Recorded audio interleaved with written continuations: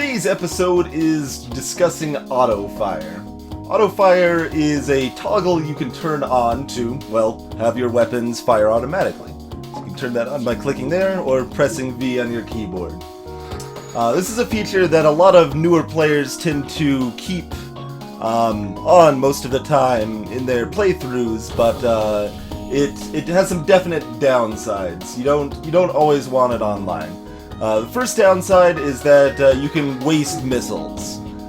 So if I just keep firing this Artemis the whole time, that's usually not necessary, and you don't want to just fire the Artemis the whole time with a Kestrel here. Often you'll just want to fire one Artemis shot and then land your burst laser shot after that. So you don't want to keep firing that the whole time. To cancel a fire order, you just right-click while aiming your weapon, and it won't be targeting anymore. Now, the second major downside here is that it can get your weapons out of sync. So you notice that when we fired all of those at once, we took down the 2 shields and then did 3 damage. That's pretty good. But now, as since we're still on Autofire, one of those shots, whoops, we killed the enemy crew. One of those shots got blocked by their shield because it had come back online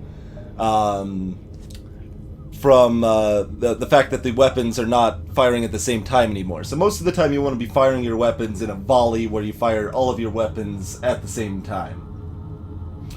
Now, when you do actually want to auto-fire, you have 2 ways of going about it. You can turn on this toggle here, or you can also hold down the control key when aiming your weapon here. Notice that the targeting cursor here turns yellow, so I could just turn auto-fire on for an individual weapon if I would like, instead of for all of the weapons.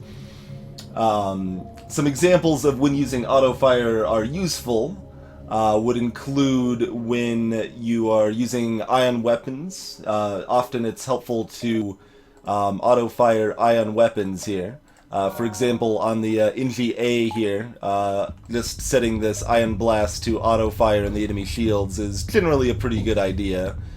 That is a useful way to go about things there, so that'll just keep firing and have you ready to go with your combat drone here. Another situation where auto-fire is useful is when all of your weapons have the same cooldown. For example, on the Kestrel B here, all of these basic lasers all have a 10-second cooldown. They're all going to be firing at the same time anyway, so you can have that all on auto-fire and they'll all fire together, easy peasy like so. And a little more subtle use there is the Kestrel C here. These 2 weapons here do have the same cooldown, but the projectile speed is different.